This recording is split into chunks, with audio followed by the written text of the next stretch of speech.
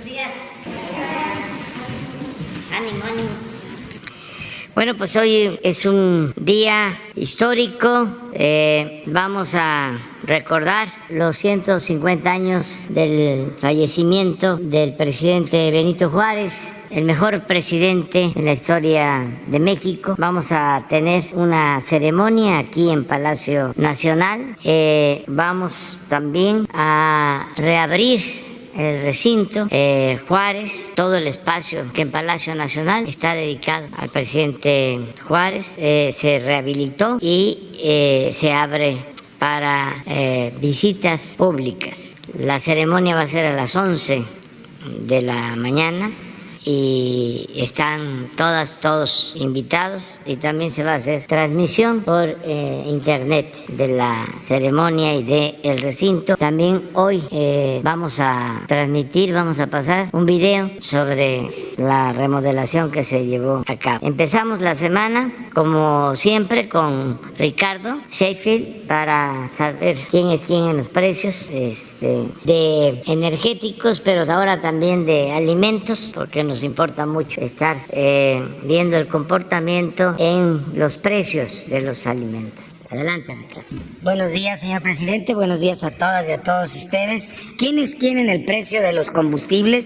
Tenemos la semana pasada que el precio promedio de la gasolina regular fue de 22 pesos con un centavo, de la premium 23 pesos con 96 centavos y del diésel 23 pesos con 34 centavos. En esta semana nuevamente 100% de incentivo fiscal a los combustibles. No estaremos pagando el impuesto especial a productos y servicios como parte de este incentivo que da el gobierno federal por órdenes del presidente Andrés Manuel López Obrador para apoyarnos a todos en mantener esos precios, porque la presión continúa, una ligera tendencia a la baja en los precios internacionales del petróleo. Ojalá continúe de esta forma. Si hacemos corte el 14 de julio, el precio de la mezcla mexicana de petróleo fue de $90 con 87 centavos. Vamos ahora a ver cuáles fueron las tres marcas que dieron más caro en promedio la semana pasada. Fue Chevron, Winstar y Akron. Mientras que las tres que fueron aliados de los consumidores porque dieron los precios más baratos la semana pasada, Total, G500 y Orsan. Vamos a ver ahora por regiones.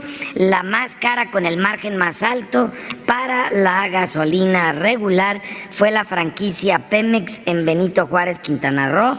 En Cancún, 23 pesos con 58 centavos por litro, con un margen de 3 pesos 34 centavos comparado con los 15 centavos de la misma franquicia Pemex que tuvo de margen en La Paz, Baja California Sur.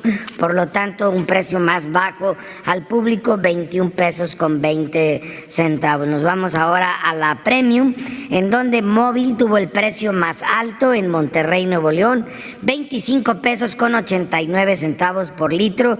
Estos angelitos, 3 pesos con 43 centavos de margen, comparado con los 15 centavos de margen de La Villita en Guadalupe, Zacatecas. Por tanto, un precio más bajo al público, 23 pesos con 20 centavos. Y en la región sur-sureste tuvimos el precio más alto, que fue de BP en el Carmen, Campeche, un precio al público de 24 pesos 99 centavos, un margen de 3 pesos con 12 centavos, comparados con los 17 centavos de margen que tuvo Circle K en Ahumada, Chihuahua, y un precio al público de 22 pesos 96 centavos. Recibimos a través de la app de Litro por Litro 337 denuncias o quejas atendidas a través de 346 visitas o verificaciones. Las visitas son de carácter informal, y sobre todo enfocado al tema de precios, y las verificaciones entramos a detalle, incluso hasta el desarmado de las bombas para verificar que no haya rastrillos. Por eso yo estoy seguro que 6 se negaron a ser verificadas, algo traen adentro de sus bombas. Esas que no se dejaron verificar fue en Tenabo, Campeche, en Veracruz, también tenemos en Opelchen, Campeche, en Mexicali, Baja California, en Zapopan, Jalisco, y en Santiago, Tuxtla, Veracruz. Ahí pueden verificar cuáles son los domicilios de estas gasolineras que estaremos visitando en fecha próxima con el apoyo de la CRE y de la CEA. Si no tomamos en cuenta el margen en la app de litro por litro, podemos encontrar el precio más alto y el más bajo en el país, pero lo más importante, pueden encontrar el más alto y el más bajo en la zona en la que ustedes viven. La regular, la más barata, la estamos encontrando a 20.29 el litro, es en Soriana, en Tampico, Tamaulipas, y en franquicia Pemex de Ciudad Madero, Tamaulipas, a 20.43, mientras que las más caras, 24.50 de Carvel en Allende, Chihuahua, y 23.99 de BP en Guadalajara, Jalisco. Y para la Premium, la más barata, 21.79 franquicia Pemex en Altamira, Tamaulipas, y 21.99 de Soriana en Tampico, Tamaulipas. Y pasándose de rosca otra vez los de Shell, a 26.79 en Naucalpan, aquí en el Estado de México, y 26.50 una gasolinera de franquicia Pemex en Guadalajara, Jalisco. Las más baratas del diésel, 22.19 en Coatzacoalcos, Veracruz, y 22.49 de franquicia Pemex en Tampico, Tamaulipas. Las más caras, 26.50 de Carvel en Allende, Chihuahua, y 25.99 de franquicia Pemex en el 14 San Luis Potosí. También seguimos verificando el tema de los sanitarios. Vamos a ver el gas LP. Con estos precios, con esta información, nos empoderamos y podemos saber si nuestro proveedor de costumbre está entre los más baratos o los más caros, para seguir determinando si continuamos comprándole o nos cambiamos de proveedor por uno que sea más aliado de los consumidores. 24.49 es el precio del cilindro de gas por kilo, y ese mismo, el día 13 de julio, ese mismo producto ya ha convertido el precio internacional a kilos y a pesos. El precio fue de 26 pesos con 10 centavos.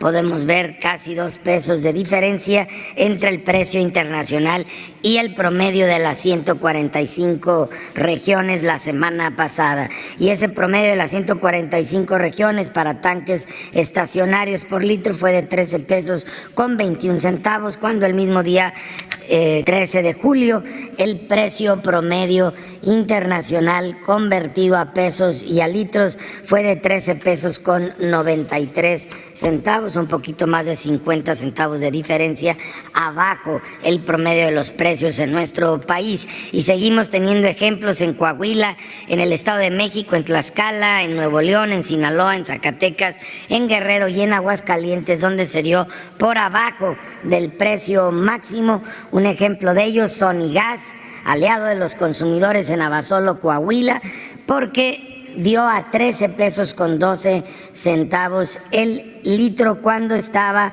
el precio máximo en 13 pesos 76 centavos, un poquito más de 50 centavos de ahorro por cada litro. Y también tenemos ejemplos para cilindros de gas por kilo en Coahuila, en Zacatecas, en Veracruz, en Baja California, en Jalisco, en Yucatán, en Sinaloa, en Oaxaca y en Sonora. Un ejemplo de ello también otra vez, Abasolo, Coahuila, de Sonigas nuevamente, 24 pesos con 30 centavos el kilo precio al público, 25 pesos con 48 centavos es el precio máximo. Estamos viendo un poquito más de 1 peso de diferencia. Tuvimos 812 visitas o verificaciones, encontramos 4 que ameritaron infracciones por temas menores, básculas inmovilizadas 2, instrumentos de medición que son los de las mismas medidores de flujo de las pipas. Fueron 3 las que fueron inmovilizadas por estar descalibradas y una negativa de verificación que tuvimos en el tema de gas LP. Y vámonos a los 24 productos de la canasta básica que más se consumen en nuestro país. Primero vemos las tendencias. El Índice Nacional de Precios al Consumidor para alimentos y bebidas tiene una proyección de estabilidad en estos días, mientras que la semana pasada tuvimos una tendencia ligera a la baja en lo que es el precio máximo y también el precio mínimo para esta despensa en las 4 regiones del país.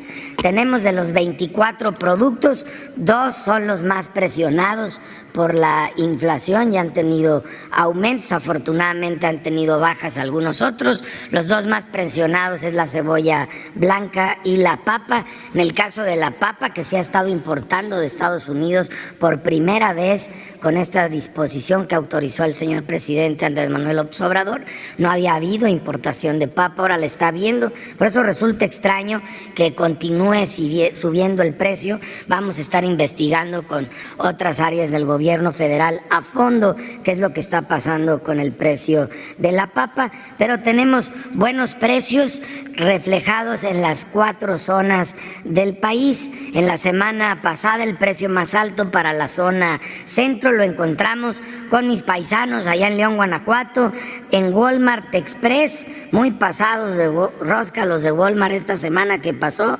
1,080 pesos con 70 centavos el paquete, mientras que el mismo paquete está en 939 pesos con 5 centavos en Coacalco, en el Estado de México, pero también mis paisanos panzas verdes lo pueden encontrar ahí mismo en León, en Ley, a 963 pesos con 85 centavos, más de 100 pesos de diferencia con el Walmart Express, que no es una buena opción para comprar en esa zona, como tampoco lo es en la zona centro-norte, donde mismo Walmart Express en las Américas, en Morelia, Michoacán, tiene a 1,063 pesos con 60 centavos el mismo paquete que la misma cadena expende y que mencionábamos en León, y lo tienen la más barata en esta zona, en Mega Soriana de Aguascalientes.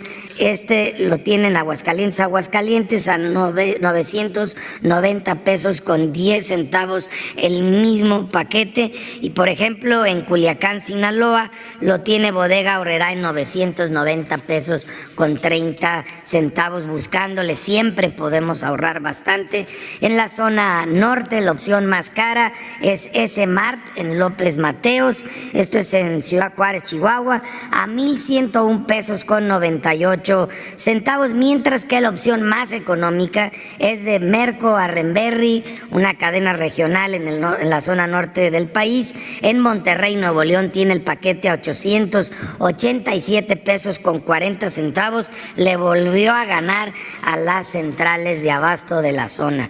Y por último, en la zona sur-sureste, el paquete de los 24 productos se encuentra más caro en la central de abastos de Villahermosa. No sé qué les pasó a los de la central de abastos, siempre habían sido buenos aliados de los consumidores, pero ahora se fueron al más caro, a 1,066 pesos con 80 centavos, mientras que la opción más económica en esa zona se convirtió Bodega Aurrerá en Centro Tabasco, este mismo paquete 953 pesos con 15 centavos.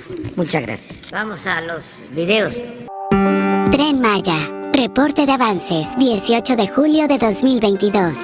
En el tramo 1, en Balancán, Tabasco, iniciaron los trabajos de tendido de la nueva vía del Tren Maya, partiendo de Villa El Triunfo con dirección hacia Palenque, Chiapas. Para estas labores se utiliza maquinaria especializada y personal con experiencia y conocimientos. En el tramo 1 se instalarán 228 kilómetros de vías modernas y seguras por las que se desplazará el tren. En el tramo 2, avanzan los trabajos para la estación Felipe Carrillo Puerto en el municipio de Champotón, Campeche. Son acciones de cimentación, herrería y armado de estructuras, así como compactación de terraplén y preparativos para la introducción de fibra óptica y cableado eléctrico. En el tramo 3 continúan los trabajos de terracería para la construcción de un viaducto, el cual se levantará a la altura de las comisarías de San Antonio Zacalá e Ixmatquil, en el municipio de Mérida. En el tramo 4, avanza la construcción de diversos puentes vehiculares que conectarán con los municipios Citás, Valladolid, Pisté y Mérida, lo cual permitirá el cruce de trenes y vehículos con fluidez y seguridad. Ya van más de 114,000 empleos generados en el sureste de México por el proyecto del Tren Maya. El Tren Maya avanza.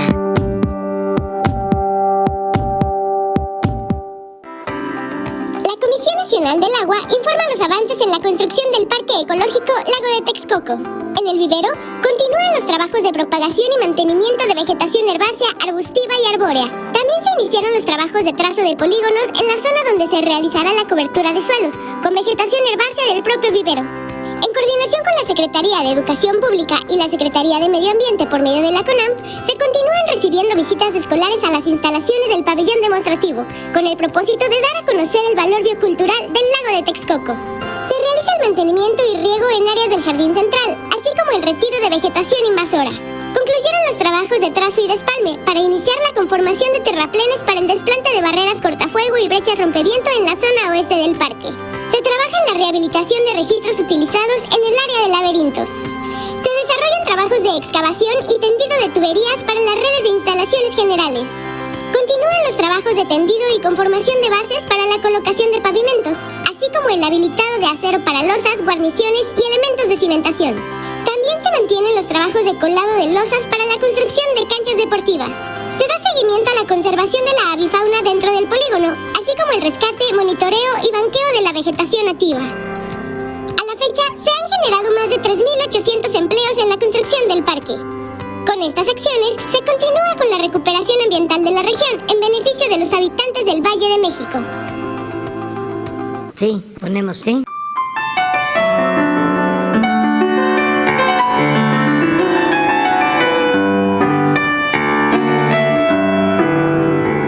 Benito Juárez es símbolo de la dignidad de una sociedad que defiende su libertad y soberanía.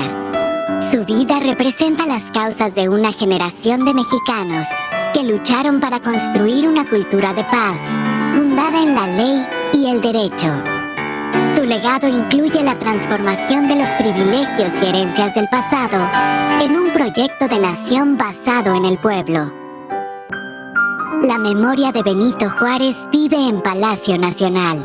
En el entrepiso del costado norte, habitó como presidente de la República, junto con su familia, durante 7 años, después de la Guerra de Reforma y de la intervención francesa. Y aquí mismo la muerte lo alcanzó, la noche del 18 de julio de 1872.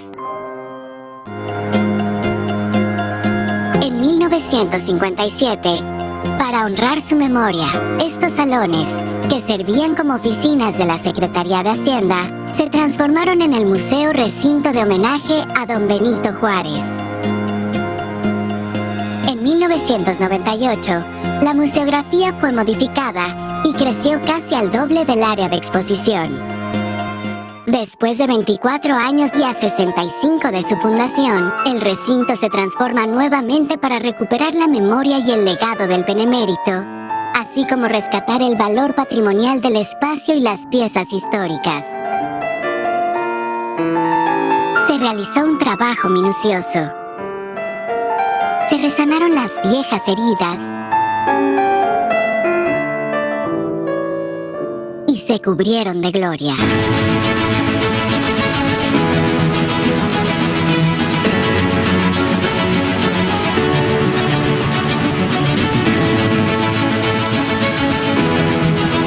La antigua escalera de cantera que conduce a la entrada del recinto fue restaurada en su totalidad.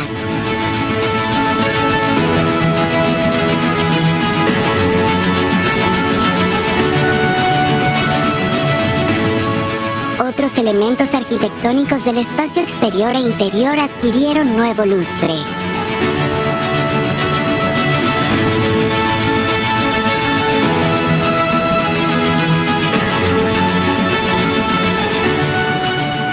museografía y curaduría cambiaron totalmente.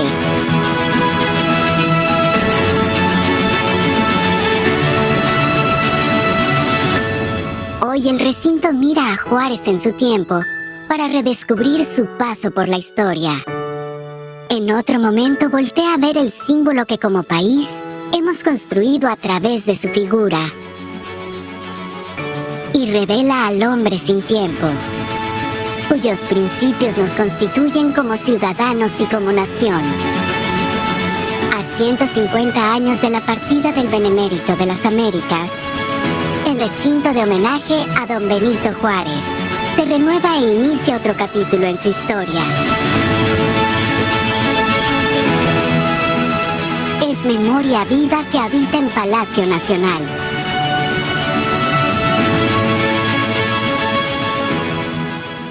Muy bien.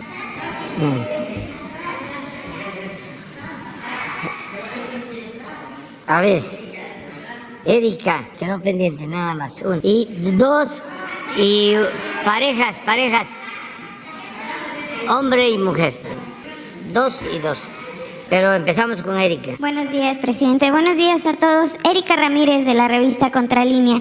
Presidente, en un año, los asuntos que ingresan al Tribunal Federal de Justicia Administrativa ascienden en promedio a unos 800,000 millones de pesos en disputa y tienen que ver con la mayoría de los casos con grandes contribuyentes que no quieren pagar al SAT los impuestos que adeudan. En este tribunal hay múltiples denuncias de juicios amañados en contra del Estado mexicano y el problema es que nadie y ninguna autoridad los supervisa. Tienen tanta autonomía que han quedado fuera del escrutinio del Consejo de la Judicatura Federal y solo en casos muy extraordinarios los atrae la Suprema Corte. El problema es que por esta misma autonomía, su contralor interno es nombrado por el presidente o presidenta en turno, por lo cual acaba debiéndole el puesto. Además, la Auditoría Superior de la Federación solo audita temas administrativos de forma aleatoria, con lo que pues no se hace contrapeso en este tribunal. En este mismo tribunal, presidente, se resuelven casos de funcionarios corruptos que han dañado a la hacienda pública en total discrecionalidad. La mayoría de la gente pues desconoce lo que ocurre en este órgano en el que pues se llevan todos estos litigios que tienen que ver con la hacienda pública. De ahí que pues también incluso cuando se menciona los órganos autónomos aquí en la conferencia de prensa, pues no sale al descubierto. La opacidad es aliada de este órgano porque maneja a discreción también un presupuesto de 3,000 millones de pesos y sus magistrados de la Sala Superior se han asignado sueldos por arriba de los 500,000 pesos mensuales, de acuerdo con la Plataforma Nacional de Transparencia, del INAI. También tienen autos de lujos pagados por el erario, con choferes, gasolina, seguros de gastos médicos mayores, en fin, un total derroche del erario público. Entonces, presidente, la pregunta es si se puede revisar el asunto de su autonomía y, en dado caso, que el gobierno promueva una reforma para que este tribunal rinda cuentas y no se quede sin el escrutinio público. Bueno, como sabemos, van a renovarse las autoridades en el tribunal. Este año va a haber presidenta o presidente del tribunal y vamos a esperar a que se den estos cambios. Yo le voy a pedir al secretario de Gobernación que continúe en comunicación con los servidores públicos de este tribunal, respetando la autonomía que tienen y cuidando de que no haya corrupción. Eso es nuestro deber, el que no se permita la corrupción en ningún caso. La autonomía no es sinónimo de impunidad. Se tiene que auditar y cuidar el dinero del presupuesto, aunque se trate de organismos autónomos, porque es presupuesto público y el presupuesto público, como lo sabemos y lo hemos dicho muchas veces, es dinero del pueblo. También estos organismos autónomos que se crearon a partir del periodo neoliberal, que surgieron como hongos después de la lluvia, tenían el propósito de desmantelar al gobierno legal legítimamente constituido y poder tener estos organismos para defender intereses de grupos, para la defensa de intereses creados. Vaciaron al Ejecutivo y bajo la figura, bajo el manto protector de la autonomía, se fueron creando estos instrumentos para la defensa de intereses creados. Y cuando no es su propósito la corrupción, que en algunos casos lo es, hasta en los poderes, el ejecutivo, el legislativo, el judicial y los otros organismos autónomos, pues se creó una especie de burocracia dorada con sueldos elevadísimos y todo tipo de privilegios, al grado que cuando presentamos la ley de austeridad y se hace la reforma constitucional para que nadie pueda ganar más que lo que obtiene el presidente, se amparan. Y hay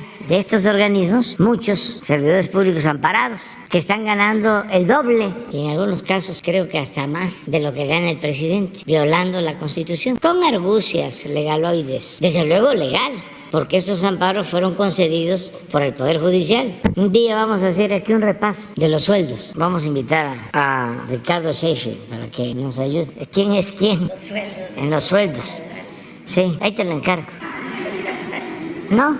Sí, claro. Bueno, todo el gobierno, cuánto gana un juez, un magistrado, un ministro, un diputado, un senador, ¿no? Un consejero del Instituto Electoral, ¿sí? Estos magistrados, los directores de empresas paraestatales, los del Banco de México.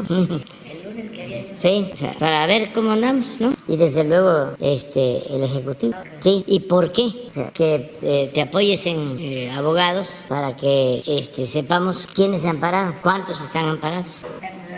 Sí, porque Justo estos magistrados del tribunal están amparados y son los que resuelven estos casos de los contribuyentes que no quieren pagar al SAT. sí, pues eso es lo otro, ¿no? Se crearon muchos organismos autónomos con ese propósito de proteger a grupos de intereses creados. No hay que generalizar, pero sí está el caso del Instituto para evitar los monopolios, el que garantiza la competencia, la COFECE, se creó para defender a las empresas que recibieron concesiones, contratos en la época neoliberal de privatizaciones. Entonces, son los que defienden a Iberdrola, por ejemplo. Son los que sostienen que es monopolio lo que hace la Comisión Federal de Electricidad, que quisieran que desapareciera, ¿no?, la Comisión Federal, para que todo quedara al mercado, para que todo quedara en manos de particulares. Para eso crearon esa institución. Es el mismo caso de los jueces. Increíble que le otorguen amparo a Iberdrola, le fijaron una multa y de inmediato los jueces ampararon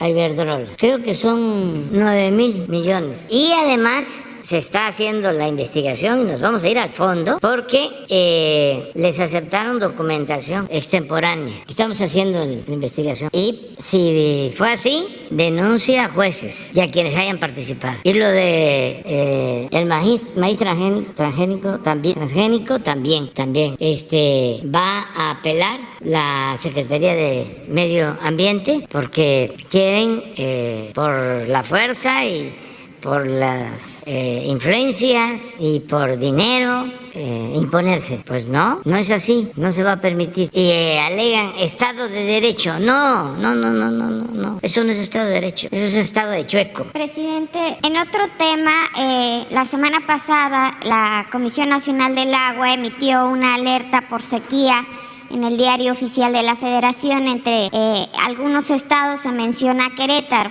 En Contralínea documentamos que hay 10 empresas que principalmente acaparan el agua en la entidad administrada por Mauricio Curi de extracción panista, y entre ellas se encuentran Kimberly Clark, Manufacturas Caltex, Bienes Raíces Juriquilla, Cartones Ponderosa, Michelin, Agrogen, Grupo Constructor Abdi, Fuentezuelas Agrícola, Ingredón México y Fomento Querétaro. Entre estas empresas acaparan 39.721.356 metros cúbicos de agua, y Kimberly Clark acapara 14 millones de metros cúbicos de agua, es decir, casi la mitad del agua que consumen todas estas empresas. Ya vimos lo que pasó en Nuevo León con todo esto que se ha venido de la falta de agua, de la escasez de agua, y cómo las empresas han venido acaparando el vital líquido.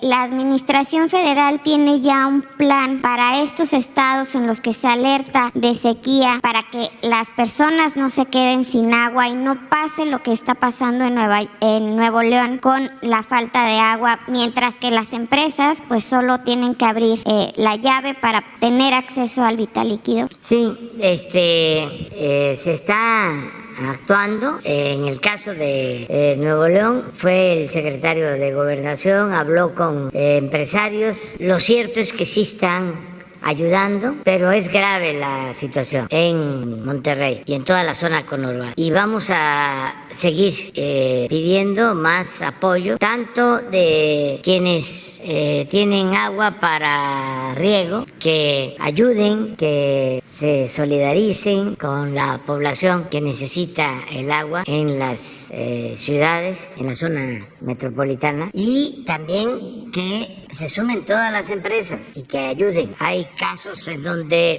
no se puede parar una empresa porque el reinicio de su actividad llevaría un año. Esto nos los han dado a conocer las empresas, por ejemplo, acereras, pero hay otras que sí podrían ayudar. Por ejemplo, las cerveceras y las refresqueras, que en el caso de Nuevo León, en estos días ya tomen la decisión de no consumir agua para cerveza, para refresco, y que se destine todo el agua para uso doméstico, que nos ayuden en eso. Es una petición. Hoy recibí un informe del maestro Bernardo Batis, que lo voy a poner, a ver si Laura o las compañeras lo tenía en la reunión de la mañana, acerca de lo de Nuevo León. Y en otros estados los gobernadores están actuando. No es, afortunadamente, tan delicada la situación, pero también pensar en la gente. Las empresas, lo dije la vez pasada, lo repito, que tomen esa decisión, van a ser apoyadas por nosotros. O sea, podemos llegar a acuerdos para que no se vean tan afectadas. Hay dos empresas que distribuyen Coca-Cola. Tengo entendido que una de ellas ya aportó, otra no. Entonces llamaría a todos para que ayudaran. Lo mismo en el caso de la cerveza. Y pueden decir que ya están aportando, pero si se complica más la situación, hay que seguir aportando, incluso detener la producción y dedicar todo el agua que se requiere a la gente. ¿En Querétaro no hay peligro de que ocurra esta situación? No tenemos ese dato. Sí hay una alerta por sequía, alerta por sequía, de sequía en 9-10 estados del país, pero no se está quedando sin agua la gente, como el caso de Nuevo León. Ya por último, presidente, acerca de este esfuerzo que ha hecho su gobierno en materia de justicia y que tiene que ver con personas injustamente presas, preguntarle sobre uno de los casos que lleva el Instituto Federal de Defensoría Pública, el asunto de la joven llamada Verónica Razo. En este caso, en 2011, junto con su hermano Eric, fue detenida arbitrariamente por la AFI, por agentes de la AFI. Los dos hermanos fueron secuestrados durante algunas horas y sometidos a torturas y después presentados y acusados por secuestro. Eric ya fue absuelto recientemente porque el Instituto Federal de la Defensoría Pública demostró su inocencia, pero en el caso de Verónica no se han aceptado algunas pruebas y se encuentra aún privada de su libertad.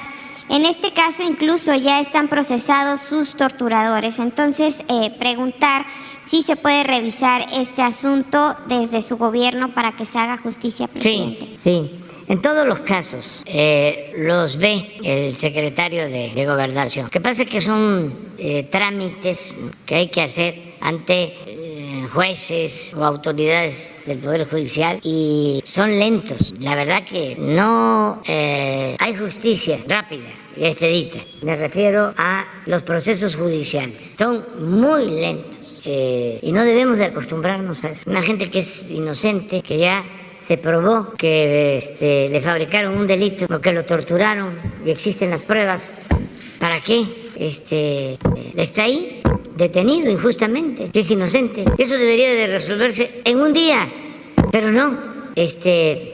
Hay una inercia y son horarios de oficina y oficios y trámites engorrosos y la gente presa inocentemente. Y en este caso su hermano ya fue absuelto, que tenía los mismos cargos y que había sido también torturado. Sí, pero estoy seguro que es trámite. Se fue de vacaciones el juez y hay que esperar a que regrese. Todo esto es lo que pues hay que seguir combatiendo, y los servidores públicos todos estar para servir al pueblo y hacer justicia, no estar al servicio de grupos de intereses creados. Porque un juez puede amparar a un potentado a las 2 de la mañana, o un sábado, pero un trámite de este tipo, eso solo en horas de oficina. Entonces sí, tenemos que seguir insistiendo, y es la Secretaría de Gobernación la que se hace cargo de esto, y también es un asunto que tiene que ver con las costumbres, a veces con las profesiones. El abogado ya se acostumbró a que así son las cosas y ni modo, a quien está defendiendo está en la cárcel, y como ya el juez le dijo de que todavía no ha estudiado el expediente, pues ya a dormir tranquilo, a esperar a que el juez estudie el expediente. Como que nos tenemos que avivar todos, como que son otros tiempos, y no dormir tranquilos si hay una injusticia de por medio. No está el texto. A ver, en la zona conurbada de Monterrey, el problema del agua es una tragedia colectiva, días enteros y a veces semanas sin surtir nada o muy poco. En tiendas y súper, limitadísima la venta de agua embotellada. En cambio, cocas, juguitos azucarados y cerveza, ríos enteros. Riesgo de un drama social, enojo extremo o epidemias y muertes. Situación extrema para niños, adultos mayores y otros vulnerables. Me mandó esta nota en la mañana. Y aprovecho pues para hacer un llamado a que se siga ayudando, se siga cooperando. No niego que estén ayudando, lo están haciendo, pero hace falta más y tomar decisiones de fondo. Es un llamado a quienes tienen agua y la están usando con otros propósitos. ¿También sería para el resto del país, presidente? Para todos. O sea, el agua es un derecho humano fundamental. Gracias. Muy bien. 2. Gracias, presidente. Buenos días. Preguntarle sobre la detención de Rafael Caro Quintero. ¿Qué informe le dieron? ¿Cómo lo ubicaron? ¿Qué participación tuvo la DEA? En principio la DEA salió a decir que ellos habían participado. Luego el embajador dijo que fue exclusivamente personal del gobierno mexicano. ¿Qué nos puede comentar al respecto? Bueno, primero decir que lamento mucho lo de la pérdida de 14 marinos, porque se desplomó un helicóptero, perdieron la vida 14 marinos y está herido, esperemos que se salve otro más. Fue una acción para detener a este señor Caro Quintero. La Marina actuó en apoyo de la Fiscalía para hacer valer, para ejecutar una orden de aprehensión. Desde luego esto implicó un trabajo de inteligencia con el propósito de que no se pierdan vidas humanas, y fue un trabajo que llevó a cabo la Fiscalía con el apoyo de la Secretaría de Marina. En el caso de la participación de la DEA, como lo señaló el embajador de Estados Unidos, no tuvieron injerencia directa. ¿Pero participaron con información? Se pide información en algunos casos, en este no. En el caso de la comunicación se había hecho una solicitud a través de la Secretaría de Relaciones Exteriores hace algún tiempo para que cooperaran con información, pero no se llevó a cabo. O sea, la DEA no respondió a esta solicitud de la... No, sí. ¿Sí? Pero no fue posible que se realizara la investigación que se les estaba solicitando en este caso. Y a partir de ahí y desde antes, la Secretaría de Marina de México llevó a cabo toda la investigación y la aprehensión del señor Cárdenas. Cuando dice que no tuvo participación directa, entonces ¿en qué sí participó la DEA? Es que a veces participan, tienen sistemas de información y hay cooperación. Eso está establecido, está escrito cuando se requiere, pero últimamente no ha habido, no hay. Y estamos hablando de equipos, de drones, pues. No lo ubicó la DEA y le dijo a No. la Marina. No. Y mucho menos elementos. Ya no es como antes, pues. Pues son informaciones no veraces. Pero afortunadamente el embajador aclaró. Creo que la directora de la DEA hizo una declaración. Sí, publicó un comunicado. Sí, y eso fue lo que originó la versión de que habían participado, y la información que me transmitió el almirante fue en el sentido de que no hubo esa participación, y luego pues el embajador de Estados Unidos aclaró. Presidente, este accidente que hubo del helicóptero, usted dijo que respaldó el operativo de detención de Caro Quintero. Hasta ahora la Marina ha dicho que se trata de un accidente y que no hay más información que indique otra cosa.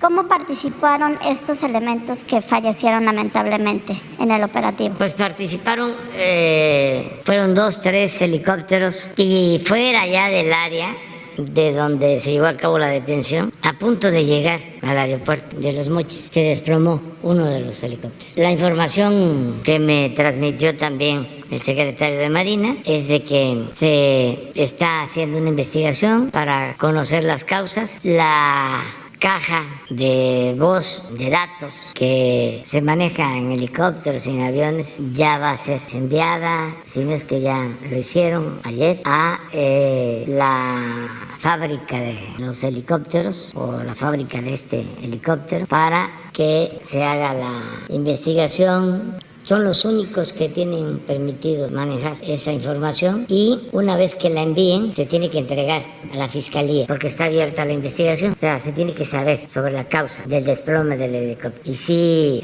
lo hice y lo vuelvo a repetir, es muy doloroso que hayan perdido la vida grupo de marinos en cumplimiento de su deber, y abrazo a sus familiares. Ayer se les hizo un homenaje, estuvieron sus familiares, yo les envié un mensaje, y aunque pues son pérdidas irreparables, también les planteamos que vamos a apoyarlos en todo, más de lo que se establece formalmente, porque todos los elementos de las Fuerzas Armadas cuentan con seguro, pero di la instrucción de que se les entregue a los familiares otra cantidad, igual a la que por ley tienen derecho.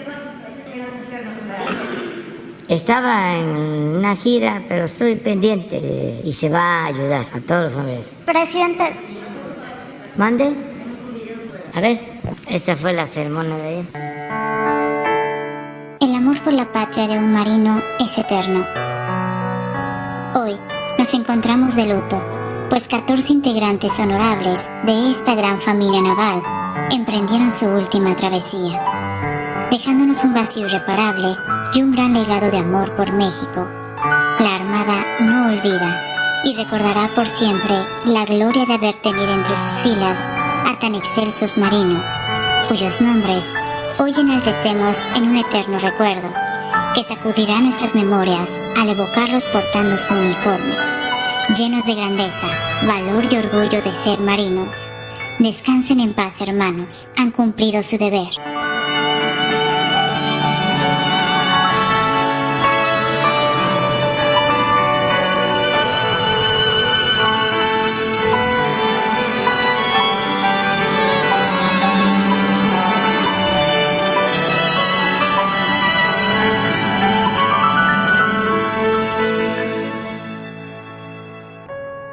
Muy bien. ¿Tiene algún cálculo de cuánto se puede llevar este proceso de extradición a Estados Unidos? No sabemos. Desde el sábado se presentaron amparos que se están tramitando y las autoridades están respondiendo a jueces, tanto la Fiscalía como la Secretaría de Marina, pero sí se está pidiendo la protección del señor Caro Quintero mediante el recurso de amparo. Entonces se está viendo el proceso, se va a actuar desde luego, como siempre, de manera legal, lo que se decida en el procedimiento, pero vamos a cuidar de que no haya corrupción y cualquier acto contrario a la ley, porque este asunto para los jóvenes tuvo que ver con el hecho de que todavía no tenía cumplida su sentencia y obtuvo un amparo. Fue, creo que un sábado, 2013, y ya cuando sale y se anuncia, pues se resuelve de que no le correspondía la libertad, que tenía que continuar detenido, pero ya se le había liberado. Hace como 2 años nosotros enfrentamos algo así con un presunto delincuente, también famoso. Entonces llegó un sábado la orden para liberar. Bueno, un periodista de estos del régimen de corrupción, Rima Palacio, salinista, todavía no sucedían los hechos, es decir, no se dejaba en libertad y ya había publicado una columna diciendo que habíamos liberado a esta persona. Increíble. No. Con el presidente Biden traté otros asuntos y fue muy buena la relación con ninguno de ellos. Eso que usted me pregunta, pues es lo que sostienen mis adversarios, los conservadores. No. Yo no trato estas cosas. Estos son acuerdos que tienen que ver con intereses generales, nacionales. Un presidente de México no puede ir a tratar con un presidente de otro país el asunto de un presunto delincuente. Eso a lo mejor lo hacían antes, nosotros no. Aquí hay la decisión de que se haga valer un auténtico Estado de Derecho y que al margen de la ley nada y por encima de la ley nadie. Estado de Derecho. Y las instituciones tienen que cumplir con su responsabilidad. Entonces, no son negociaciones en oscurito con nadie. No. Usted... no. Y no tiene por qué hacerlo. O sea, es el trabajo de cada quien. Pero yo le entendía que me habían pedido en Washington que yo actuara como lo sostienen los politiqueros del conservadurismo. No.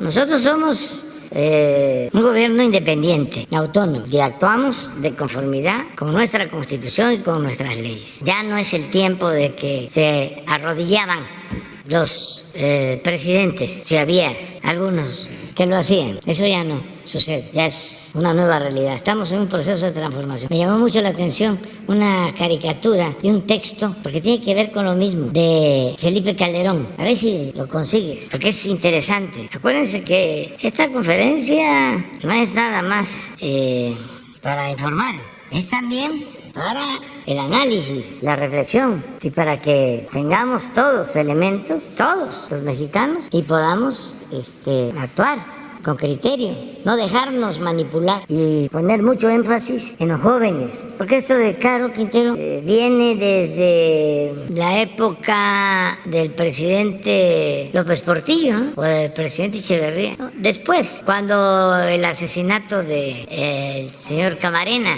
¿Quién era presidente? Miguel de la Madrid. O sea, ¿cuántos años tiene eso? Como 30, ¿no? Sí. Entonces, la mayoría de los jóvenes, pues solo en las series. No sabemos eso. Es un asunto de la Fiscalía y de las autoridades competentes. ¿Mande? ¿Cómo? No. Saca su tocayo Calderón, que es un caricaturista, también conservador, facho, panista de siempre, pues, saca una caricatura sobre cómo era la relación del sector empresarial antes con el presidente y cómo es ahora. Y es interesante. A ver, préstamelo. Este se supone que era un presidente del PRI, ¿no? Sí, con guayabera. Echeverría. Y estos son empresarios y le dicen, así no, señor presidente. Sí, aquí está, ¿no? Así no, señor presidente. ¿Y quiénes son? Don Eugenio Garza Sada, Fernando Aranguren, Andrés Marcelo Sada y Manuel Cloutier. O sea, en aquellos tiempos que se le enfrentaban al presidente. Eso es lo que da a conocer, ¿no? Así no. Y ahora, aquí estoy yo. Porque aquí está la M y mi dedito, miren. Ay, la panza. Entonces dice el caricaturista, así sí, señor presidente, ¿no? Ya está un empresario arrastrado, ¿sí? Ya no es como antes, pues, ¿sí? Y él dice que ni qué, ¿no? O sea, es una crítica a los empresarios de ahora. Porque no se enfrentan. Lo que se le olvida al caricaturista, que el gobierno no es de empresarios, el gobierno es del pueblo. Esa es la diferencia. Esto pudo ser en un momento en que el gobierno estaba al servicio de los empresarios. Y no solo en la época de Echeverría, hasta diciembre del 18, los presidentes llegaron a ser peleles, empleados. Bueno, hasta los contrataban cuando terminaban para que trabajaran en las empresas. El gobierno era un comité al servicio, pues, de grupos de interés creados. Ahora no. Entonces, esa es la molestia. Yo llevo muy buenas relaciones con los empresarios de ahora porque han ido entendiendo y muchos ya tenían esa visión de que había que pensar en el país y pensar en los demás y hacer a un lado el egoísmo y el lucro y la corrupción, y por eso llevamos muy buena relación. Pues con ellos hemos logrado en 2 de 3 ocasiones consenso para el aumento de salarios, que ha aumentado el salario en 65% en términos reales, como no sucedía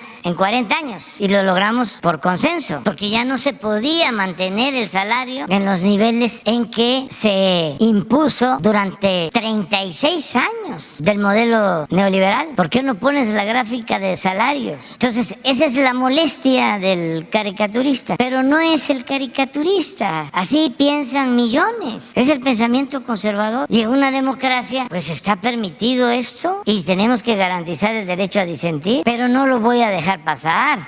Lo tengo que explicar. Entonces, la molestia es porque me acompañaron empresarios mexicanos a Washington. Incluso hablaron. No la tira más, eso es lo nuestro, pero la histórica. Entonces, con ellos, con los empresarios, logramos esto. Con los empresarios logramos una modificación a la ley para que se les garantice el reparto de utilidades a los trabajadores. De un año a otro pasó de 100,000 millones de pesos el reparto de utilidades a 200,000 millones de pesos. Y lo logramos con los empresarios actuales. Tercera cosa que se logró con ellos, que participaran aportando más a las cuotas de Afores. Ese es el salario del seguro, ese es el promedio, que sí ha crecido, pero me refiero al salario mínimo, a ver si lo tienen, el histórico, desde los años 80. Miren, esto era lo que pasaba, el periodo neoliberal. Aquí están a los que apoyaban los empresarios, los gobiernos neoliberales. Miren cómo estaba el salario, de los más bajos del mundo, una vergüenza. Y esto es lo nuestro, que me da mucho orgullo. Pero regresa la caricatura y arriba de la caricatura pone Calderón un texto que es, miren, es inmejorable, ¿eh? Puso la caricatura, así las cosas. No hicieron nada, o sea, los empresarios de ahora, para evitar lo que hoy vivimos, y esto es lo mejor, y lo que viene, o sea que ya, ya da como hecho de que el pueblo no va a permitir más atracos, más saqueos, más humillaciones. Eso es lo mejor. Y lo que viene, ya se rindió, no aguantó nada. Así las cosas. No hicieron nada para evitar lo que hoy vivimos y lo que viene. O sea, ¿qué cosa querían? ¿O qué imagina que tenían que haber hecho para evitar la transformación? Pues lo que hicieron cuando lo impusieron a él, que se robaron la presidencia. Todo el sector empresarial de ese entonces, Claudio X González, todos, que pagaron publicidad en los medios cuando tenían el control absoluto de los medios de comunicación, sobre todo de la televisión, que pagaron para financiar la guerra sucia en contra mía, lo de peligro para México. Eso era lo que quería ahora, para que no llegaran. Pues eso es lo que él está suponiendo. No hicieron nada para evitar lo que hoy vivimos y lo que viene. Salvo un par de excepciones, ya hasta me imagino quiénes. Son una bola de cobardes. Su avaricia, codicia, codos, les faltó, cicateros y cobardía permitió y estimula que esto ocurra. y ya interpreten pues lo demás. Yo tengo más cosas que decir, pero ahí queda eso. Presidente, preguntarle ya nada más sobre el tema de Caro Quintero. ¿Usted está de acuerdo con la extradición y se entiende que él operaba ahora en la zona de Sonora si no se prevé un repunte de violencia después de esta detención? No creo que haya más violencia en esa región. No sé exactamente sobre sus actividades. Eso lo conoce la Fiscalía. Pero no era un generador de violencia como algunos otros delincuentes que operan del narcotráfico, no era destacado. No sabemos. Había una orden de aprehensión y debe de quedar claro que no hay impunidad. Acuérdense que todos los jueves se da a conocer lo que se hace para que no haya impunidad en México. Para nadie, sea quien sea. Entonces, si hay una orden de aprehensión, se tiene que ejecutar. Y si se pide apoyo al gobierno, se ejecuta, sea quien sea. Es más, es un asunto, hasta les diría, de rutina. No hace falta que me consulten, ya lo saben. Tanto en la Secretaría de Marina como en la Secretaría de la Defensa, como en la Guardia Nacional. Si me dicen se localizó una persona y se va a detener porque hay una orden de aprehensión, pues adelante. Pero ni me preguntan, porque no hay impunidad para nadie, sea quien sea. Entonces ya me enteré cuando habían detenido a ese señor Caro Quintero. ¿Y está de acuerdo en que sea extraditado a Estados Unidos? Eso lo va a decidir la autoridad competente. Ellos van seguramente a presentar amparos. Entiendo que estos amparos, estos primeros, pues no van en contra de la extradición, sino es para que se le libere. Esgrimiendo de que hubo errores en el procedimiento. Entonces la autoridad va a decir o va a contestar cómo fue que se llevó a cabo el procedimiento legal, que entiendo pues fue de acuerdo al procedimiento establecido, pero eso es. Y no hay impunidad para nadie. Y que se entienda esto porque el que tiene una orden de aprehensión o el que antes cometió un delito y pensaba, aquí lo hemos hablado, de que no iba a pasar nada y que no había ningún problema, o porque podían sobornar a autoridades regionales, locales, eso ya no. Fue muy grave lo que sucedió en Chihuahua y fue muy grave porque había orden de aprehensión contra el que ejecutó o el que dirigió el asesinato de los sacerdotes. Y la misma Fiscalía del Estado declara de que esta persona era promotor, patrocinador de un equipo de béisbol. O sea que andaba como si nada.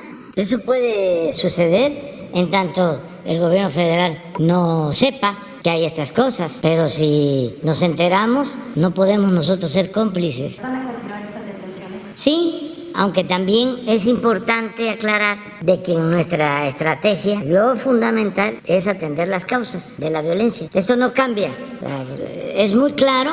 Además lo escribí en el último libro, está. No es nuestro propósito lo espectacular, porque eso no resuelve del todo el problema. Eso ayuda a dejar en claro de que no hay impunidad y que no se protege a nadie. Ayuda, pero para enfrentar la violencia hay que atender las causas. Lo que estamos haciendo, mejorando las condiciones de vida, de trabajo de la gente, apoyando a las familias más pobres, atendiendo a los jóvenes, dando el ejemplo de que no se puede triunfar a toda costa sin escrúpulos morales de ninguna índole, dando el ejemplo de que no debe de rifar o que no rifa, no vale, no sirve el lujo barato, lo material, que la verdadera felicidad es estar bien con uno mismo, estar bien con nuestra conciencia y estar bien con el prójimo. Eso es lo que nos debe de importar, humanizarnos cada vez más, no optar por el dinero como si el dinero fuese Dios.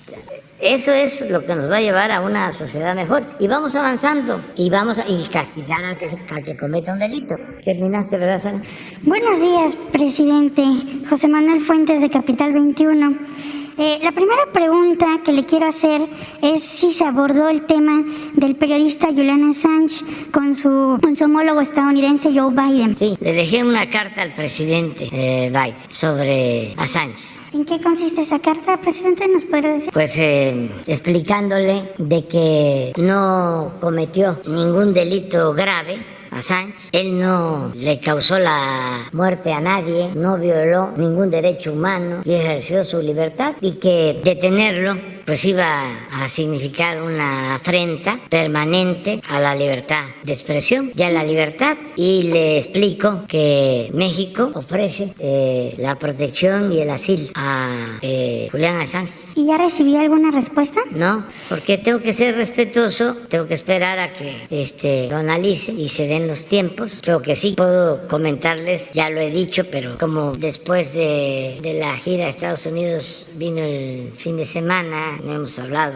mucho. A lo mejor me ha faltado explicar que el trato que recibimos del presidente Biden y de la vicepresidenta Kamala Harris fue de mucho afecto y de mucho respeto hacia México. Se portaron muy bien y se fortaleció la cooperación para el desarrollo y en todos los órdenes. Entonces fue muy buena entrevista, muy buena gira, muy buen encuentro. También una cosa excepcional fue la actitud de nuestros paisanos. Los abrazos me llenaron de sentimiento porque fueron muchas las muestras de solidaridad. Muchos viajaron de otros estados de la Unión Americana a Washington y un gran apoyo de nuestros paisanos en la gira. Todo esto sucedió y sí tratamos el asunto del periodista Assange. Presidente, otra pregunta. Después de su gira de trabajo por los estados de Baja California del Sur, Michoacán y Veracruz, ¿nos podría decir cómo van los avances de las plantas de fertilizantes? Sí, fue una muy buena gira ahora, porque nosotros tenemos como propósito el que se logre la autosuficiencia energética y en eso vamos bien. El año próximo yo espero ya de que dejemos de comprar las gasolinas y el diésel en el extranjero. Ya vamos a ser autosuficientes. Eso nos ayuda mucho, ya nos está ayudando, nos ayuda en que la gasolina es más barata en México que en Estados Unidos, que en Europa. Nos ayuda en que la inflación en México es menos que en Estados Unidos, que en Europa. Tiene que ver con el manejo que se ha dado al sector energético. Pero también queremos hacer lo mismo y hemos estado trabajando, pero ahora vamos a intensificar acciones para lograr la autosuficiencia alimentaria. Ese es el otro objetivo. Y para eso necesitamos de fertilizantes, porque los neoliberales, para variar, acabaron con las plantas de fertilizantes, privatizaron Fertimex, éramos autosuficientes en fertilizantes y vendieron todas las plantas y dejaron que se convirtieran en chatarra y nos convertimos en importadores de fertilizantes. Se compra el fertilizante. Entonces estamos empezando a rehabilitar las plantas que nos dejaron, algunas ya prácticamente inservibles, además producto de compras que hicieron en el periodo neoliberal de plantas que primero habían privatizado. Cuando Salinas privatizaron las plantas de fertilizantes, se las entregaron a amigos, gente cercana del llamado Grupo Compacto, que crearon con la entrega de todos los bienes de la nación. Se creó el llamado Grupo Compacto, una nueva oligarquía, una piñata con los bienes de México. Pasa el tiempo y algunas de esas plantas las vuelven a comprar. O sea, son privatizadores y al mismo tiempo estatistas. La verdad que no son ni una ni otra cosa. Lo que son, en realidad, pues son verdaderos corruptos. Pero ¿cómo es? Privatizan y luego deciden, vamos a comprarlas, las mismas plantas. Claro, ya quebradas. Ustedes saben que tenemos ingenios azucareros. Cuando Fox rescató ingenios azucareros, porque se rescataba a los potentados, a los que estaban cerca del presidente. No se rescataba al pueblo. La prueba fue lo de Fobaproa, cómo rescatan a banqueros y a grandes empresarios y convierten las deudas privadas en deuda pública. Pues esa era la política. Y hablo de los ingenios porque acaba de pasar. Es lo de Fox. O ayer que estuve en Cangrejera, que le quitan el gas, el etán, a las plantas de Pemex, de la petroquímica, esto con Calderón, para entregarle el gas a Odebrecht, el etileno 21. O sea, eso era lo que... Entonces, ahora hicimos un recorrido para ver cómo estaban las plantas, porque necesitamos levantarlas. Y empezamos en San Juan de la Costa, en Baja California Sur, que ahí hay una mina de roca fosfórica que es la materia prima para hacer fertilizante. Se lleva la roca ya procesada, triturada, en barco a Lázaro Cárdenas, y ahí están las plantas, y ahí se hace fertilizante. Entonces fuimos a la mina, fuimos a Lázaro Cárdenas, porque estamos invirtiendo en total $550 millones para levantar las plantas, porque estaban caídas completamente. Luego, que me dio mucha tristeza, porque fuimos de Lázaro Cárdenas, que también está en ruina, esta planta que ya estamos levantando, ya está produciendo. Pero fuimos a Poza Rica y todo el complejo petroquímico abandonado, ya no existe, 60 hectáreas, completamente desaparecido. Poza Rica. Entonces ahí queremos poner una planta en ese complejo para utilizar el gas y producir urea. Y la gente pues quiere que Poza Rica vuelva a tener auge. Entonces si se construye esa planta, pues vamos a generar alrededor de 3,000 empleos en la construcción y se reactiva la economía, ¿no?, de Veracruz. Luego nos fuimos a los complejos, a Pajarito, a Cangrejera, el complejo de Cozoleacaque, también para lo mismo. Y ya tenemos el plan para producir fertilizante, si no al 100% de lo que consumimos, que son como 6 millones de toneladas, de 5 a 6 millones de toneladas al año. Vamos a estar produciendo como 2,5 millones. Y nos va a permitir esto entregar fertilizantes a 2 millones de productores, de pequeños productores, ejidatarios y pequeños propietarios. En promedio de 2 hectáreas, o sea, 4 millones de hectáreas con este fertilizante. Y va a ser gratuito. Entonces, para eso fue la gira que hicimos.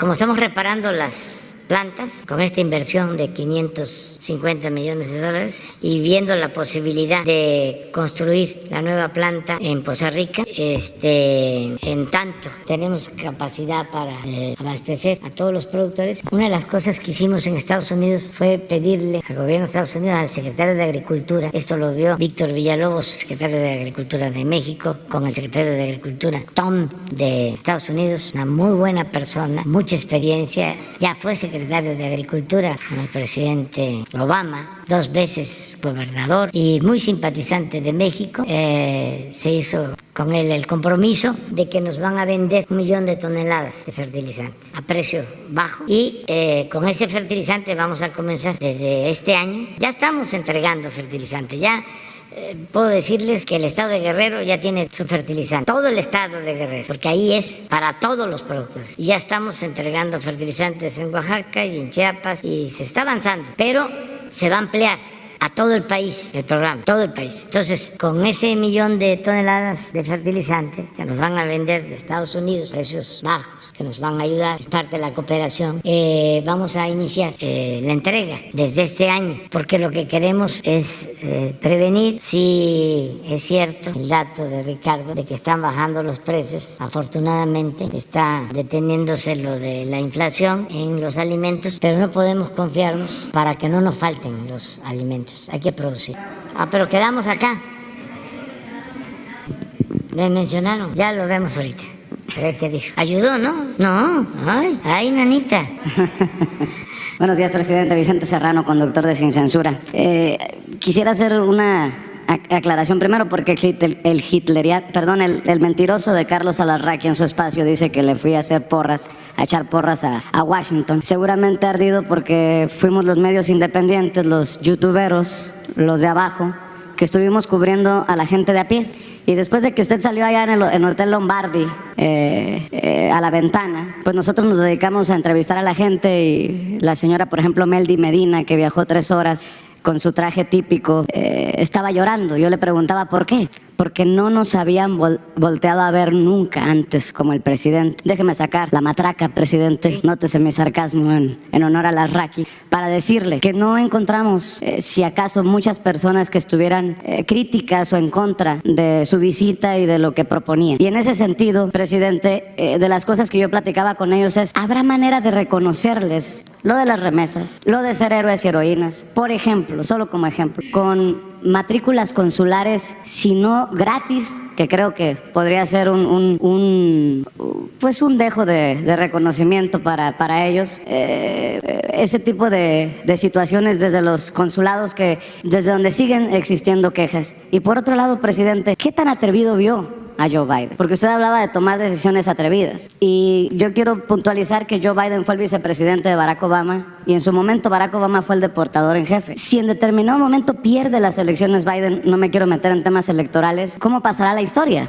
Porque no ha cumplido con la comunidad migrante. ¿Qué tan atrevido lo vio, para serle sincero, a esa comunidad que fue a respaldarlo a Washington en el tema de la reforma migratoria? ¿Sí está comprometido? ¿Sí está atrevido? ¿Le va a alcanzar el tiempo? Y también se lo pregunto porque del lado de Trump ya empezó también esta narrativa de los violadores, los asesinos, nos mandan lo peorcito, presidente. Bueno, en el caso de los migrantes tenemos que buscar la forma de ayudarlos, o mejor dicho, de seguirlos ayudando, seguirles agradeciendo. Eso es lo menos que podemos hacer por ellos. Seguirles reconociendo que son seres excepcionales, que estamos muy orgullosos de ellos. Porque la verdad, y qué bueno que mencionas acerca del periodismo de ustedes, de las entrevistas. Sería extraordinario el que pudiéramos hacer, con la colaboración de todos, un documental sobre los migrantes de hoy, de ahora, lo que hacen los mexicanos en Estados Unidos. Un buen documental de cómo trabajan, cómo no pierden sus tradiciones, sus costumbres, cómo se reúnen entre ellos y cómo ayudan al país. Entonces, sí, sería muy importante hacer pues un homenaje con un buen documental. Eso podríamos hacerlo nosotros. O sea, si me permite levantar la mano y ofrecer lo poco o mucho que se pueda contribuir para hacer precisamente ese documental, presidente. Eso podría ser. Aquí que Jesús nos ayude, porque todos pueden participar, entre todos, y hacer una compendio. Sí, una recopilación de todas las experiencias, acopio de las experiencias y en dónde están, a qué se dedican, por qué salieron, cuándo salieron, los vínculos que todavía mantienen con sus pueblos. Hay municipios completos, regiones de Yucatán, por ejemplo, trabajando en San Francisco. Presidente, por cierto, perdón que no lo quiero interrumpir, pero le había dicho aquí en la mañanera que iba a ir a Cerro Verde, Oaxaca, de donde salieron algunos de los migrantes que fueron encontrados en el tráiler de San Antonio. Y allá fui. Y se me vino a la mente algo que se ha dicho, que la Coca-Cola está en todos los rincones del país, ¿por qué nosotros no? Y me encontré con una grata sorpresa. Y quiero que lo evalúe también, presidente, si me permite, cómo los programas sociales, Sembrando Vida, los caminos en Oaxaca, están evitando que salgan más. O sea, siguen saliendo, pero no tantos, porque me encontré, por ejemplo, con el señor Jesús López, que trabaja en un vivero que sostiene precisamente a través de Sembrando Vida. Y él se siente muy orgulloso de estar ayudando al medio ambiente desde su trinchera y está muy agradecido con usted. No sé si lo vaya a ver en Cerro Verde, en donde se batalla con la señal, pero ahí en San Miguel me lo encontré y me dijo, gracias a los caminos que nosotros hemos hecho y gracias a Sembrando Vida es que seguimos aquí sin tener que irnos y sin andar en malos pasos por lo del narcotráfico también, presidente, por el crimen organizado. Creo que amerita también una evaluación muy importante. Obviamente yo creo que usted lo ha aquilatado, pero quería comentárselo. Fuimos allá y lo que nos contaron es que gracias a los programas sociales es que no hay una ola, por decirlo de alguna manera, más grande de esos lugares. Sí. Entonces, esta es una cuestión que hay que ver. Y de otras, por ejemplo, que busquemos que paguen menos por el envío de sus remesas. Ricardo, los migrantes, que tenemos que hacer algo. O sea, yo estoy muy consciente de eso. Y seguirles reconociendo todo su apoyo. Vamos, para tener una idea, no existe una fuente de financiamiento en México más importante que las remesas. Ninguna actividad. Además, con dimensión social, porque puede ser que la industria automotriz represente más dinero, pero ¿Cuántos empleos? Claro que nos importa la industria automotriz y la industria de autopartes, pero ¿cuánto dinero se queda?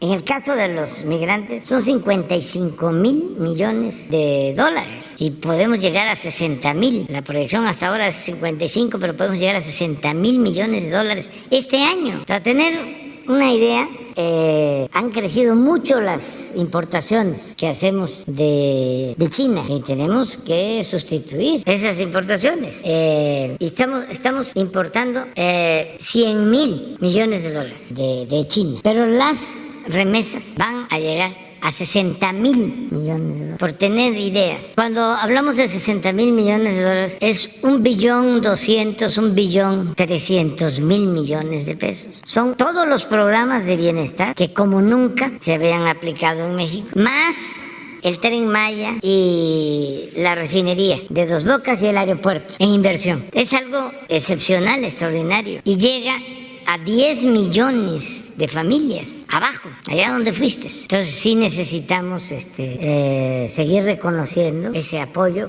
que es fundamental. Otra cuestión que es interesante y que de una vez se los adelanto a los expertos y a nuestros críticos, vamos al análisis sobre la importancia que tiene la distribución del ingreso, la distribución de la riqueza. Porque cómo sin crecimiento económico hemos logrado no solo detener el empobrecimiento del pueblo, sino mejorar la situación de la mayoría de los mexicanos. Sin crecimiento. Porque ¿qué es el crecimiento como medían los tecnócratas? Pues es hacer dinero, pero no significa distribuir dinero. Crear riqueza sin distribuir la riqueza. Y el gobierno nuestro lo que hace es promover la creación de la riqueza, pero distribuir la riqueza. ¿Cómo se explican que en épocas de crisis, cuando se paró la economía con la pandemia, revisen las listas de los más ricos, las listas de Forbes del mundo? Si estaba en crisis el mundo, sigue estando, pero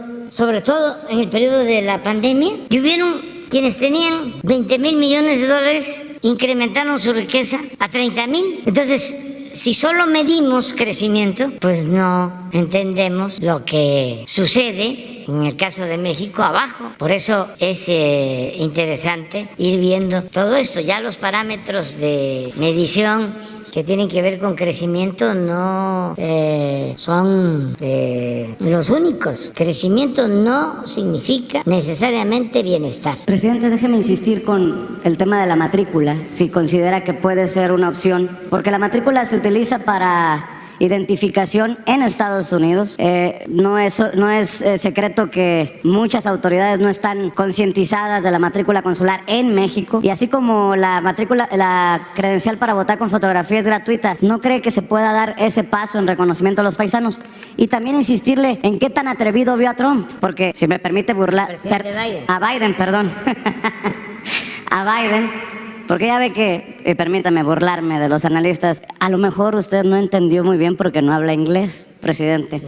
Le ofrezco una disculpa por el sarcasmo, pero es increíble que los analistas se fijen en eso, y por eso yo quiero ir un poquito más a fondo en Biden, rumbo o no a una reforma migratoria para nuestros paisanos en Estados Unidos. Bueno, hay que buscar la forma con relaciones exteriores de ver cómo se puede exentar lo de ese pago. Y cómo vi yo al presidente Biden, bueno, con interés en atender las cosas. Son sistemas políticos que llevan mucho tiempo aplicando una determinada estrategia en lo económico, en lo político. Por ejemplo, es muy difícil que en el caso de combustibles ellos acepten subsidiar. Tienen subsidios para la agricultura. Casi un productor en Estados Unidos recibe de subsidio todo su costo de producción. Eso lo tiene asegurado. Por eso no podemos competir, porque el productor mexicano está abandonado a su suerte. Ahora les apoyamos, pero no se compara con el subsidio que reciben los productores en Estados Unidos. Pero en el caso de energéticos, por ejemplo, un subsidio a la gasolina, les cuesta mucho entender que el Estado debe de intervenir de manera directa en el desarrollo. Por ejemplo, en los enfoques para enfrentar el problema migratorio, ellos están convencidos de que lo que se tiene que hacer en Centroamérica es impulsar las inversiones para que se establezcan empresas y que de esa manera se generen empleos. Pues nosotros también pensamos que esa es una forma estructural, es una forma adecuada.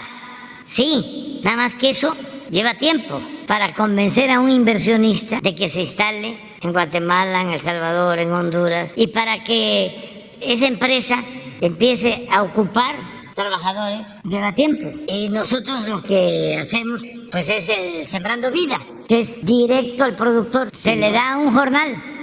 Y hoy, no mañana. Sí, el Sembrando Vida se podría aplicar en Centroamérica en 3 meses. Ya estarían 50,000, 100,000 campesinos cultivando su tierra, sin problema. Pero ese esquema para ellos no es fácil de aceptar. Y también están muy convencidos, ya nosotros no, ahí tenemos una diferencia, en que hay que apoyar a la llamada sociedad civil, a las organizaciones no gubernamentales. Entonces, lo poco que envían, lo entregan a estas organizaciones no gubernamentales, que cobran incluso un porcentaje por el servicio. Al final, se quedan estas organizaciones, que son intermediarias, con el dinero y no le llega a la gente. Pero ese es su modelo. Entonces, tienen razón en decir, es que si entregamos el dinero al gobierno, hay corrupción.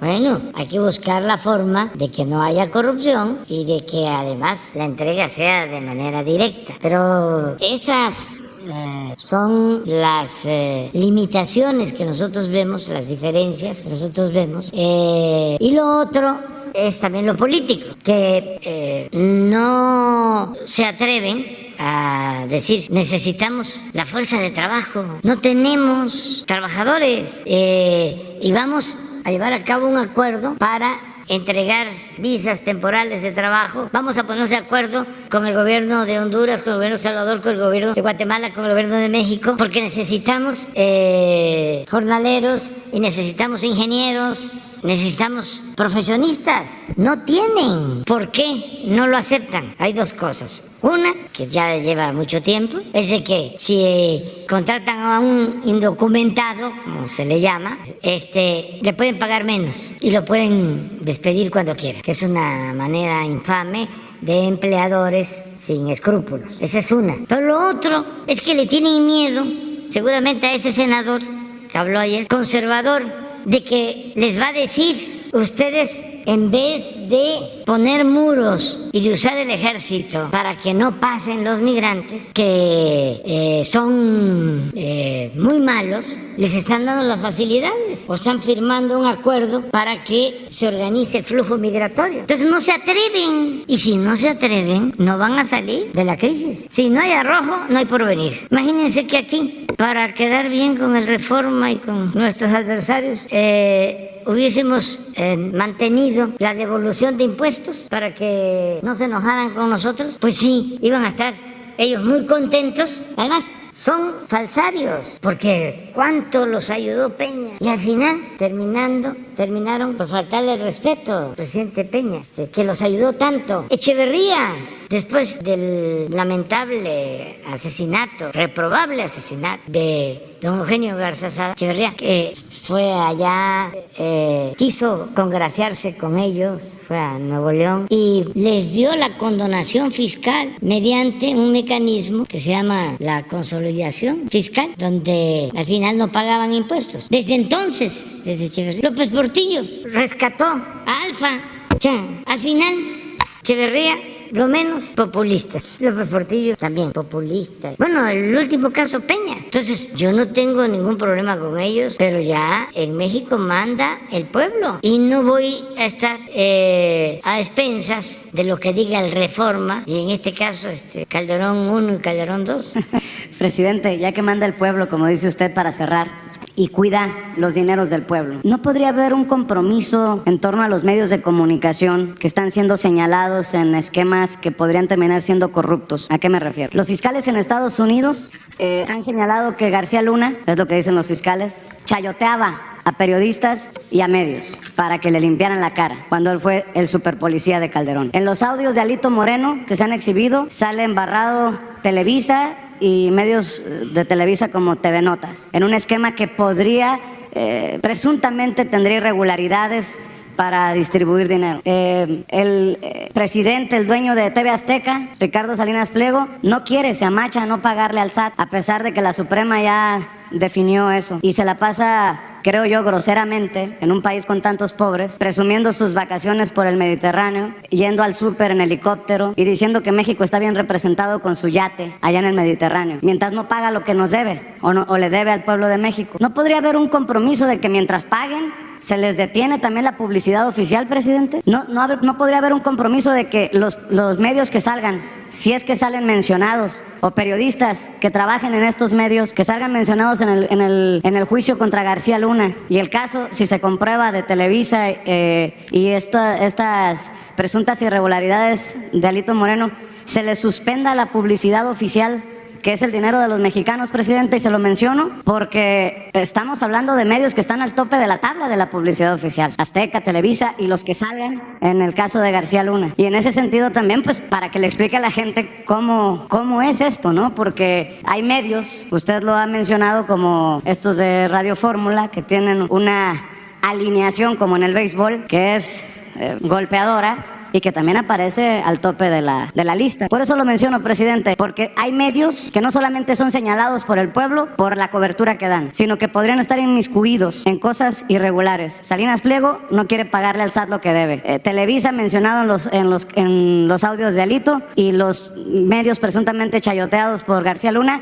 mencionados por los fiscales en el juicio que se podría iniciar contra el superpolicía de Calderón. Presidente, lo escucho. Bueno, vamos a dejar este tema para explicarlo bien después. Nada más señalar que en el caso de Ricardo Salinas, de sus empresas, se está llegando a un acuerdo o se está haciendo una revisión de todo el asunto fiscal, y aquí se va a dar a conocer en su momento. Sí, y está haciendo uso de su derecho a la defensa, argumentando de que en algunos casos le quisieron cobrar doble. Ya que lo expliqué, y se está haciendo la revisión, y sí es un asunto que está atendiéndose, pero que estamos buscando que se llegue a un acuerdo. Yo espero que se llegue a un acuerdo. Lo demás de Televisa, nosotros no tenemos ahí problema. No hay denuncias en contra de Televisa de parte del gobierno. ¿Por qué reciben ellos publicidad? Que eso me llevaría más tiempo explicar. La televisión todavía la ven, se enteran de las noticias por televisión casi el 50% de la población. Pero eso queda claro, presidente. Sí, lo que yo le estoy diciendo por las presuntas irregularidades que pudieron haber incurrido en los audios que se dan a conocer. Pero eso, de Alito, pues cuando se dé a conocer el resultado, se conozca el juicio a García Luna, cuando tengamos pruebas, elementos. Nosotros no queremos, la verdad, censurar a nadie. Y la explicación del por qué ellos reciben más recursos tiene que ver por la audiencia, básicamente. Y no tiene comparación con lo que recibían anteriormente. Es proporcionalmente mucho menos lo que se les da de publicidad y se transparenta completo. De todas maneras, vale la pena hablar del tema y poder aclarar bien cómo es el manejo de la publicidad del gobierno actual. Vamos a informar sobre eso. Nada más dime qué senador fue. se llama ¿Cómo? Mick Hagerty, de Tennessee, republicano. Dijo que usted, pues, con sus acciones caprichosas, falsamente etiquetadas como reformas, ha debilitado las relaciones diplomáticas y económicas entre Estados Unidos y México. Sí, es lo mismo. En noviembre hay elecciones en Estados Unidos. Y entonces utilizan a México. Ya hemos dicho que quien trate mal principalmente al pueblo de México, porque no es lo mismo el pueblo de México que el gobierno de México, hay que distinguir. El pueblo está por arriba del gobierno, el pueblo manda, la voz del pueblo es la voz de Dios, el pueblo. Pero también para que no estén pensando que yo me envuelvo en la bandera del pueblo, no, yo soy titular del Ejecutivo, presidente de México, el pueblo es muchísimo más que yo como presidente. Si tratan mal al pueblo de México en sus elecciones, desde aquí vamos a señalar a esos senadores que seguramente van a buscar reelección, porque van a haber elecciones en algunos estados de la Unión Americana, y les vamos a recomendar a nuestros paisanos que no apoyen a esa gente. El que no quiera al pueblo de México no tiene por qué ser apoyado por los mexicanos. Y vuelvo a la letra o al fragmento de la canción de Blade, de Rubén Blade. El que no quiere a su patria no quiere a su madre. Entonces, yo estoy seguro que los mexicanos de allá, 40 millones, no van a votar por quien ofenda al pueblo de México. Entonces, a estos senadores, a los gobernadores, nada más decirles eso. Este señor, por ejemplo, si ofende, que lo que dijo, pues no ofende al pueblo de México, es contra nosotros, ¿no? No. Sí. Y esto no es un asunto personal. Yo podría decir que él es un conservador rancio, pero no. Bueno, nos vemos. Adiós.